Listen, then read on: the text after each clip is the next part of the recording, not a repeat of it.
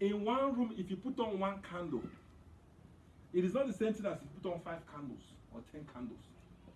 Hello?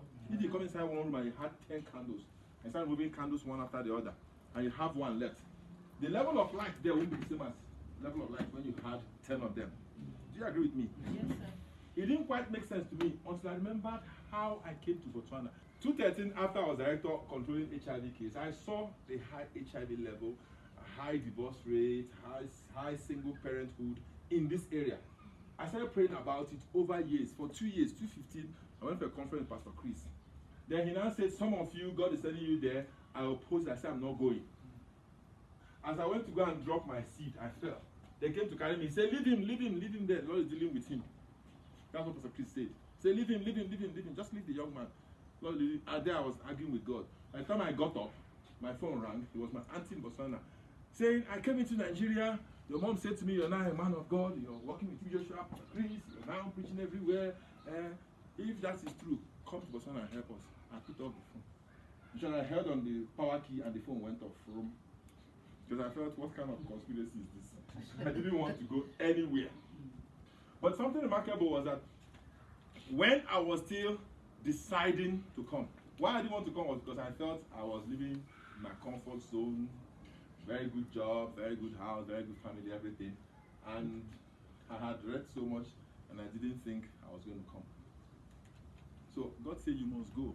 While I was praying whether I would come or not, seeking confirmation, one day a man of God came and knocked on my door. I opened. Well, the gates let him in. And I asked him, how did you manage to come into my house? Ooh. Because usually they'll call, sir, so and so person at the gate, do you want him in or not? But this one, they said he told them that God gave me a message for me. Hey, I said, Jesus Christ. Praise the Lord. Hallelujah. This is God's message for me. Okay, sir, please let me hear your message from God. He said that God said he should tell me that I'm going to Botswana. He said something to me. He said in the early 80s, we came to Botswana and set up churches. Now, the politics of what happened, I don't want to go into it. But eventually, what finally happened was that most of them were sent home from different countries in Africa. Were sent home to live. Maybe they are right, maybe they are wrong. I really don't want to talk about it. But you know what I noticed? As those pastors were being sent home, they were being sent home with the candles they were holding. I get what I'm saying? Yes. So if 50 pastors had been sent home, 50 candles had been sent home. So the place became darker. Is that getting clear to you? So God was saying to me, he says, at those times when pastors were being sent home, both the good and the bad pastors, you succeeded in reducing the spiritual intensity and fire in this place. And so these demons had a field day. Someone get what I'm saying? Yes, sir. I'm talking about, these are real things that happened. Number 2 points he made to me. He said, Jesus said, when a demon is cast out, he goes through the places, arid places, looking for where to stay. If he finds no place, he comes back to where it came from. And then when he sees this sweat, empty, unoccupied, he goes and gets 7 worse spirits and comes and lives there. He now said to me, son, what if he comes back there and finds it? What if he goes out and while he's moving around, he finds a place to stay? Will he come back? I said, no. Let me give you some information about demons. Demons do not have physical body. Praise the Lord. Hallelujah. Demons cannot operate just like that. Before a demon will operate, it has to go through something physical. Like typhoon. You know typhoon, water, tsunami, fire, hurricane, all those things. Demons will go and plead with water. Please allow me to use you to cause havoc. And water must agree first. So, the water doesn't agree. And let me give you an instance. The Bible says, Christ, I said this last time, Christ was going from Bethany and he saw a fig tree. He was hungry. He went there to find fig. The Bible says, and seeing no fruit, he answered back and said to it, let no man eat of thee. Who remembers what I'm saying? Yes, sir. Are you with me? Yes, sir. Now, I asked us last week, I said, doesn't it make God wicked? For God to be saying, let no man eat of you. Which means Jesus is selfish. Because he couldn't find fruit, nobody else should eat. But the first question is, why did he have to answer back? Because the tree spoke to it, the tree spoke lack to it. The tree spoke poverty to it.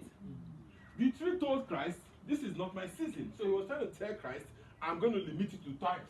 Even though Christ made time. Somebody says, ancient of days, as old as you are. I say, how can you say God is old? If you make this thing, can you be inside this thing you made? No. If you make this laptop, can you be inside this laptop? No. If you make this suit, can you be inside this suit? No. God made time. God is not inside time. So you can't measure God's age. God is out of time because he made time. You don't start thinking how old is God because God made time. This thing you call time, God himself made it. So he can't be inside time. Hello? So how can a tree come and tell God times and seasons? Those were the things that made Christ answer back. But the Bible said, he answered back and said, let no man eat of it. God told me something. He said, apart from answering the tree, what happened was that the tree gave itself up to the devil to be used against Christ. So when Christ said, let no man eat of you, he was trying to ensure, because the demons were there, the tree had become poisoned, so that nobody would pick up the poison of the demons. Are you aware that if you pick up a demonized tree, you have the demon?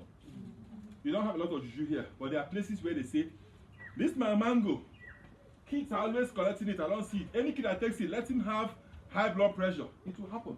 I don't know if you know. They use trees to poison. Sangoma, juju, and what have you. You know what I'm saying? Jesus Christ saw that there's a demon in that tree and said, nobody should eat of you. Because you have become demonized and useless and you cause more harm. The tree had to die. So that is how demons operate. Demons don't have physical body. Even when Christ came to cast them out, they said, please, our time has not come. Put us inside pigs. They enter the pigs. They enter the water. They have to go and stay in the water. The demons Christ cast away is the ones who are casting away. They are not new demons. Come on, sorry, listen to me. Yes. So how do these demons operate? They're looking for bodies to use. They want trees to hang on. They want, you know, funny enough, that day you plan to go out and enjoy yourself, your car will not work. Who knows what I'm saying? That day your car will not work. You think it's a normal thing. Command that car, it starts working. It wasn't normal. That suit you were trying to wear and go for that party, just put iron, throw the thing burns. You think it's normal? It's not normal. These are activities of demons. Amen. Amen. I told somebody once, she came to me, she said, my boyfriend is no longer interested in me. I said, was he ever interested in you? He said, yes. I said, why is he no longer interested? He said, he doesn't give me any answer. I said, because a demon has started attacking your relationship. Go and pray. Don't think it's normal. I'm not preaching demons. I'm trying to explain something to you. My business just stopped working. Go and pray. There are demons who have come to take charge of that thing. Are you listening to me? Yes, sir. Are you hearing me? Yes, sir. Praise the Lord. Hallelujah. So when these demons are cast out, like all these demons have been casting out, people will come to mountain and say, I command you out. I command you out. Do you know when pastors cast demons out, the first place the pastor wants to go is to the pastor. The first place the demon wants to go is to the pastor. You don't know. Okay, I'm telling you. 99% of the demons are cast away come back to try me. But Jesus said something. He said, the prince of this world come, but he has nothing in me. He can't find a place in me. Amen. Amen. So the first reason why you had multiplicity of these demons was because the pastors and the saints who could have fought them were pushed away. Today I was speaking with a woman who said something to me. He said, before you came to meet me, we were getting discouraged in my home because we were really tired. We were tired of fighting a particular battle. He said, but since you came and we won that battle, our energy has been revived. Hello? Hi. He said, we're beginning to lose hope. Let me tell you. Look up. Let me tell you something. If I have 7 of you in front who are praying with me every day, praying, fasting, praying, speaking in tongues, and 2 of you go, are you aware that energy has gone down? Are you aware?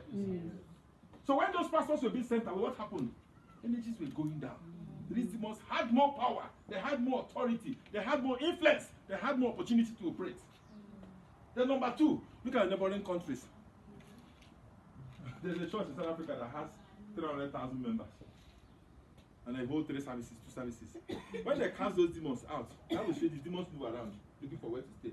Where do you think they will go to? Remove sentiment. They will go to Nigeria, Jamaica. Come on, be sincere to yourself. They will come around here. When they come here, they say, pastors have gone. They will even go and get 7 war spirits. Say, bros, come on. This place is vacant. All the pastors have been chased away. These are things God reveals to me. And you know, at a point, I wasn't sure that this was of God. So I was just praying and praying and say, God, if this is of you, please make a way for me. I told us today what happened. I'm going to come to that. Because I'm going to give you a platform where you raise up people who will be praying for the nation of Botswana. You see, I'm going to give you a platform, pray for the nation of Botswana. Pray for Botswana. I'll give you topics to pray about. And from that day, every day my phone will ring. My name is Apostle This. I am the founder of Social and Soul Ministry. I saw your work on Facebook. I want to meet you. Please come. Today is 6 a.m. The guy in scripture, you know. He said he got my number since. He said he got my number, he didn't want to call me. He said last night God said to him, call that man and go and meet that man. He hijacked me, kept me for 3 hours. I did a program with scripture, you know. After that, someone else called me, say he's so and so person. Another one, another church called me, just like that. And I asked God, why are they all calling me? He said, because I told you to set up platforms and I've already spoken to them. Have you ever had this number before? Be frank. Have you ever had this number before? Have you ever? No. You think you brought yourself? God brought you here because we're going to pray today. God is the one doing this. Hello? Hi. I didn't tell him to bring camera. Maybe it's Lydia that told him. But God said to me, today, Wednesday, you record this thing. Now, when I finished talking to people in SU, Scripture Union, the crowd that came, they said, we're having our 50th anniversary this year. You're going to speak to us. And we're going to use stadium for a prayer rally. And we're going to pray for marriages in Botswana. You'll be the speaker. I thought they were joking. Then the man now said to me, he says, I have a man who records videos, either for BTV or wherever. He said, I'm going to bring him. We want you to give us this video. We will send it to all the churches, every Christian in Botswana. They have to know the origin of our problem in marriage. My friends, it's not just, I don't like him, I don't like her. I don't like her shape. Which shape don't you like? Which one do you like? Hello? Hi. I don't like her face again. She's now, who told you so? Praise the Lord. Hallelujah. Are you with me? Yes, sir. It's the devil. And one of the things, you know, in medicine, we are taught there's what we call positive diagnosis. Now, let me give you an instance.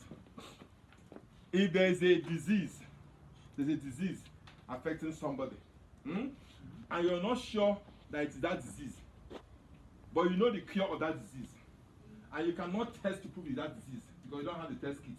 What you do is treat for that disease. If that disease goes, then that was the problem. Are you with me? Yes, sir. I mean, it's like saying there's a noise in your car, shaking, shaking, shaking. You don't know what is making the noise. Then you remove one nut, the noise stops. Is that one making the noise? Is that also? Now, when people come to me and say my marriage is bad, God said to me, don't pray, Lord, repair this marriage. Rebuke those spirit husbands and wives. And I did it. Several cases, some of you here, some outside here. What happened? The marriages got repaired. Hello? Hi. Now with that, it was so obvious to me that this was the case. This was the case. Amen. Amen. Come on, amen. Amen. Come on, amen. Amen. God said to me, the other thing that gave those demons higher authority, he said at a time, I think 2004, I don't know which year it was, he said there was an abolishment of headship. But how many of you know about it? A bill passed to abolish headship. How many of you know about it? Yeah. You don't know? Okay, now I see. There is a bill in your country that abolished headship of the home. You don't know? Oh. Yeah, it was a national controversy. Okay, its practical applications had to do with Land ownership? Yes. Property, this one? Property ownership. That was abolition of headship. I read the bill. I took my time, equal rights, gender norms, this and that. Look, let me tell you. Marriage is a place of submission. This lady is not married to me. I cannot expect her to respect me. If she respects me, it's a choice. I have to earn it. But you see this thing called marriage. If she's married to me, she must respect me. So don't come into marriage to seek equality. God didn't make you equal with your husband. He didn't make you his partner. He made you a helpmeet. I own the company. You come and partner with. No, it's not a partnership thing. It is a helping thing. If you don't want to submit, don't go to marriage. God is the owner of institution of marriage. And God calls the shots. And God says the woman is a helpmeet. God didn't say the woman is a partner. He said you are a helpmeet. You will never find the word partner in the Bible for marriage. Check the whole Bible. It's not called partner, it's called helpmeet. You can be my partner in business. But you see this thing called marriage. The woman is meant to be under the man. And the man should not suppress the woman. One that doesn't mean under his leg. It means protected by the man. So when the country abolished headship, they were giving more opportunity for these spirits to infiltrate. These are 3 things God told me. I got this silver. I'm not from here. I was doing 21 days fast when God told me these things. Hello? Hi. He says that my plan is for men to multiply. But he doesn't know that if men multiply, men will be in charge. A man is not just male. Male is sex. Man is responsibility. And it came to pass when men began to multiply. Men who began to multiply? Men. Please, the word male is in the Bible. Yes or no? Male is in the Bible. Yes, Wait, is there male in the Bible? Yes, it is. He said male and female made he them. Yes, sir. There's male in the Bible. Yes, sir. Bible didn't say male began to multiply. He said men. Who is a man? A man is somebody who is responsible. A male is just somebody who sexually is male. God wants men to multiply, not women. Hello? God's plan is for men to multiply. Devil's plan is for women to multiply. And that's why these demons, God said, men are multiplying. These demons came and said, let's multiply daughters. And who were the daughters born to? Women or men? Verse 2. Read. That the sons of God saw the daughters of men that they were fair, and they Daughters of who? Daughters of who? of men. Daughters of who? Men. Wait, did he say daughters of women? No. So why do you think that the woman should run the home? These are things that opened the door to these spirits, and they came in. And let me show you what they did, because I actually had to ask you a question. When I was in medical school, I learned a course called embryology. In embryology, we are taught something. We are taught that for you to have a male child, you have to have the X and the Y chromosomes. The man is X and Y. The woman is X and X. So if the man and the woman meet, the man brings the Y to mix with the X of the woman to give birth to XY, which is a man. If the man brings an X, because the woman has only X, to give birth to a female. So who actually chooses the sex? The man. Hello? To have kids, you need to have X,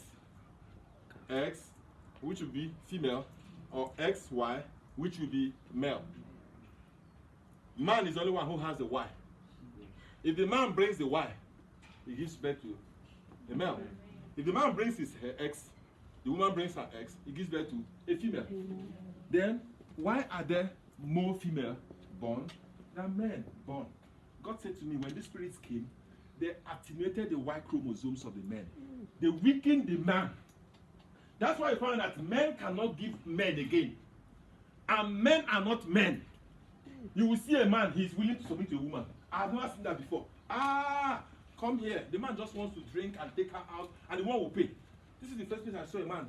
A man goes out with a woman, the woman will pay. This is the first. When I went out with my friend, she said, I said, you want to pay for me? He said, hey, don't bring out your ego. I said, which ego? How can you pay for me? Am I packing sand? What am I doing with my own money? My friend, keep your money behind. He said, really? You mean you want to pay? I said, what do you mean I really want to pay? Are you supposed to pay when I go out with you? Me and you go out, you go and pay for me. You go and pay for me. I'll vomit the food and give them back. Come on! Are you with me? Men became women. Because the Y in them has been attenuated, has been weakened. Praise the Lord. It is only women who stay in their father's house 25 years because they're waiting for men to come and take them. The man who is in his father's 25, what are you doing there? Are you where? What are you doing there? Wait, hold on. Sorry, before I get derogatory. What are you doing in your father's house 25 years? My friend, get out from that place. Go and do something. You can never unlock your potentials until you try it out. Look, let me tell you. See this camera? If you don't press this thing, it will never snap. You see that car? Until you rev it, you won't know what it can do. I went out with it the other day. I don't know what happened. Either I was adjusting my trousers or something, my leg went vroom. It didn't vroom. I just said, Holy Ghost, Holy Ghost, Holy Ghost. It didn't run. I said, this car can run. You can never know what you can do until you try. Men should be men. And women should be women. Amen. Amen. Men must be men. Men are rugged. Men are trained to be strong. Men don't fear. Men don't cry. It is there in the Bible. Jesus didn't have any woman disciple. He's not a wicked person. He didn't have any woman apostle. There's a role for man. Jesus Christ you're following didn't have a woman apostle. There's a role for man. There's a role for woman. God made them so. How many disciples of Moses were women? How many of them? Please answer me.